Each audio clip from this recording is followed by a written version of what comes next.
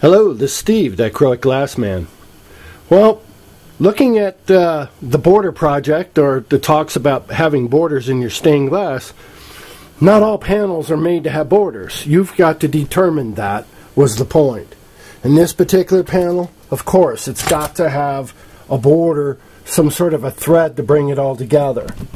In this case, it wouldn't look as good having a stained glass panel ending in this particular way. So in some panels that you're going to have to determine, you're going to have to decide which one is more conducive to a stained glass border.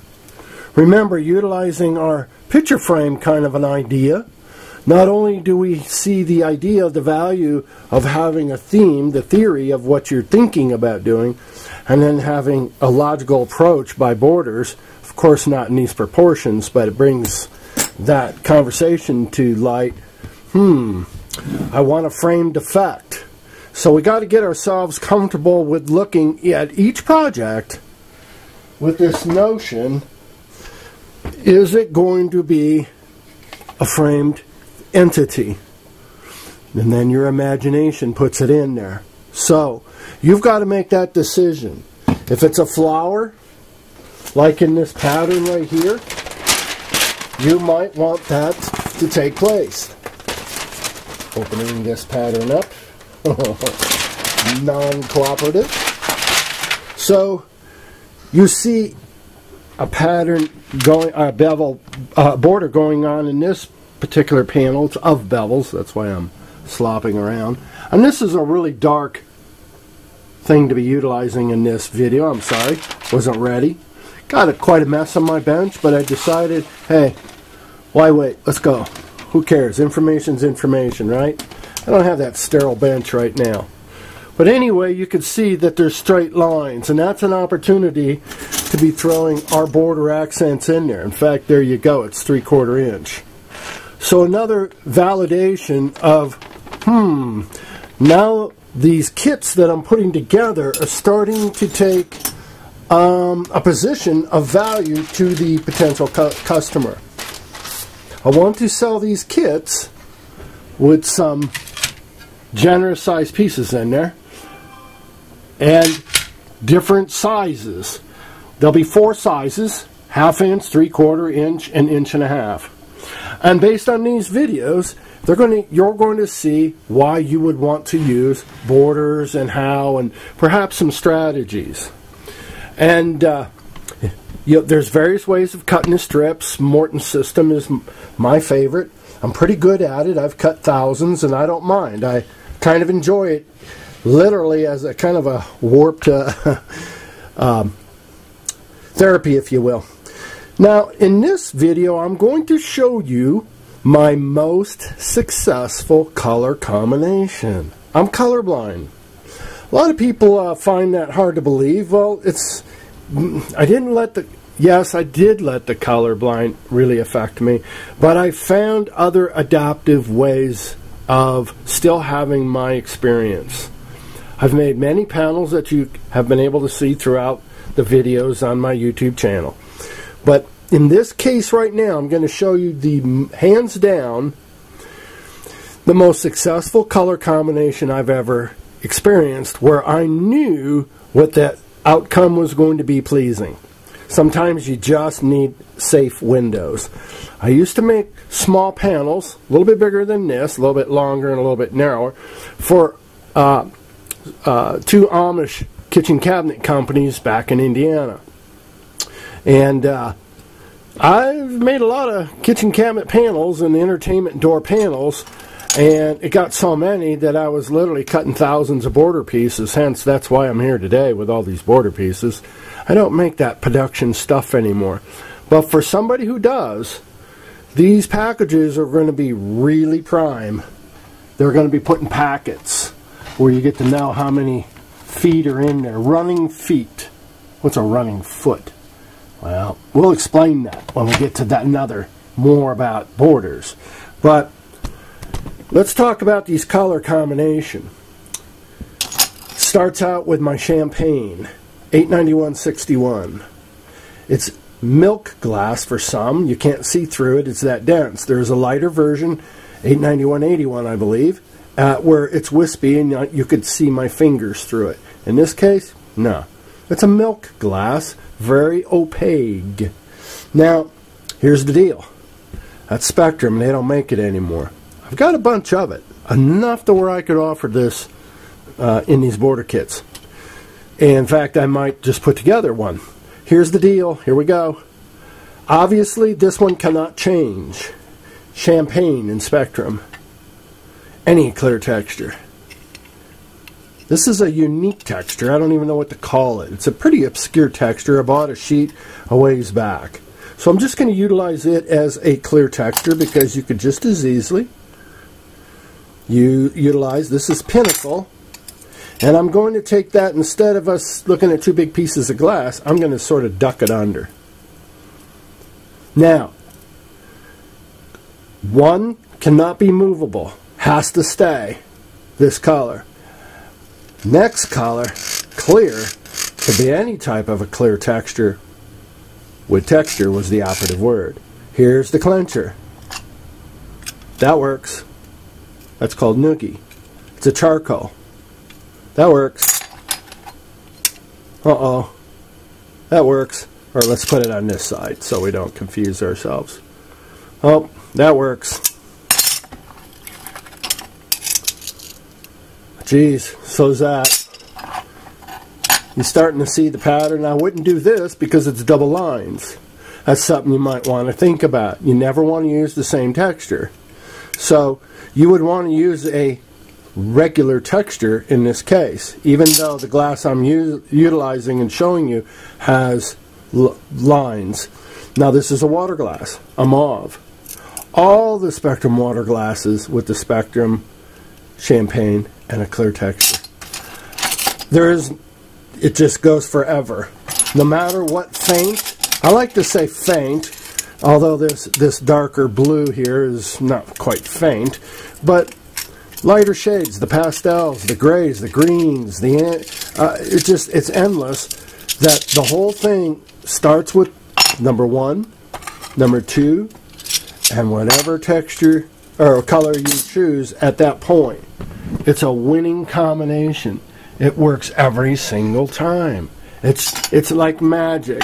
If you're going to put something out and you've got some production and you've got 8 kitchen cabinet windows, blah, blah, blah, this is a successful combination every single time. Now, don't be throwing yellows and cobalt and go crazy on us now.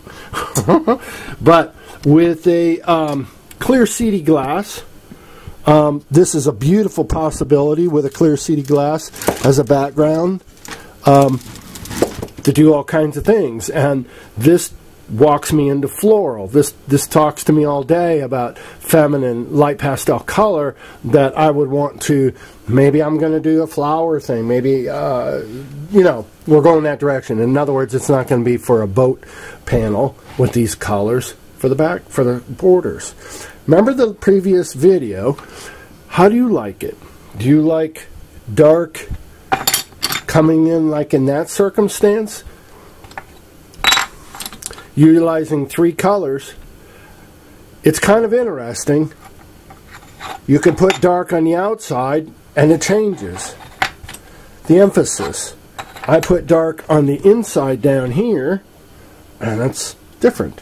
I could even easily throw a clear texture in there. Not in such a small panel. Let's see, I'm going to put this camera closer here. We're not being real effective. But it's too much border for such a small panel. This is 14 by 18. So it's too much border. You wouldn't want this big, 1.5 inches, an inch. That's taking up 2.5 inches. That's a large proportion. So it helps fill the window. If you don't know what to do with it, there's just many ways of going. Once I start expanding on the borders, and we kind of like just addressed all the border outside to get us in the, where do we want to even begin, then we'll look at 1 or 2 other applications of what we could simply do to soften this up. The lines are very harsh coming in the corners. For some, that gives them headaches to focus in those corners and such. So we'll talk about what to do with it for a strategy. Well, let's get comfortable with borders. Do we want them? How are we going to do this? Does my panel need to be bordered? Not in this case, although again, remember the oak frame could just as easily be glass border. So you could talk yourself into it or out of it. Which one will it be? But I want you to be able to make a good decision on what your decision is based on. Why wouldn't you have put a border on that? Most all photos on the wall are framed. Now that makes it an interesting thing. Is stained glass like your photo? Are there any common denominators, ways of viewing one that are similar to the other, as in this circumstance right here? At least we have some ideas. Instead of being lost, we have some signposts along the way. It's kind of setting up our language. And then that way, as you approach the panel of a new design, you're scanning through a book and you're wondering, what do I make next? Well, you're going to have to ask that question. Will it be framed? Or do you want to start the frame, as in this case, and see what flows? Putting together a nice dramatic border often dictates the theme you're going to put in there. I've reached many droughts in my mind and trying to understand my mind, what made me excited and what frustrated me. And then I started remembering, because I've made it so many times. I started to remember, I lost interest that way and I went this way, and you know, whatever the conversation leads us to. But yeah, it's a lot to contemplate doing stained glass. There are no rules. So, you're the rule. You determine what the rules are. Your standard. So, just trying to give some helpful ideas as to how to get into conversation about the borders. Well, it would obviously go without saying that you would want a way of getting yours. If you're going to buy them from me or do them yourself, like a deck of cards. Look at that. Nicely cut. So that's what I'll be offering in these kits. Instead of just doing a video saying, yeah, I'm selling borders, let's justify why you'd even want to know that. Let's get some value out of this. I decided that if I'm going to sell my stained glass sheets, perfectly good sheets of glass, everybody can get a sheet of glass these days. Well, if you cut it up for me, I'd be interested. Well, that's what we're talking about.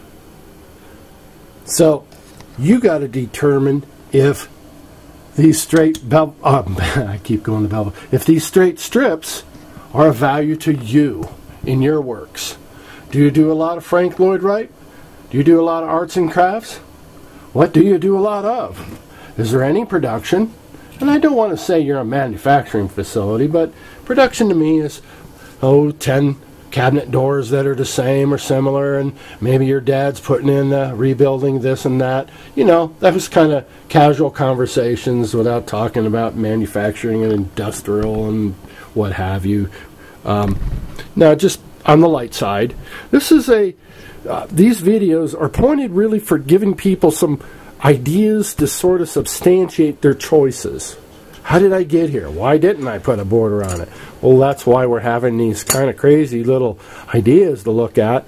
Never really thought about it like that. And that's what I'm hoping that it does for you, that it triggers some sort of meaning for you. Hey, thanks a lot for watching. As always, thanks for your comments and compliments. Bye-bye.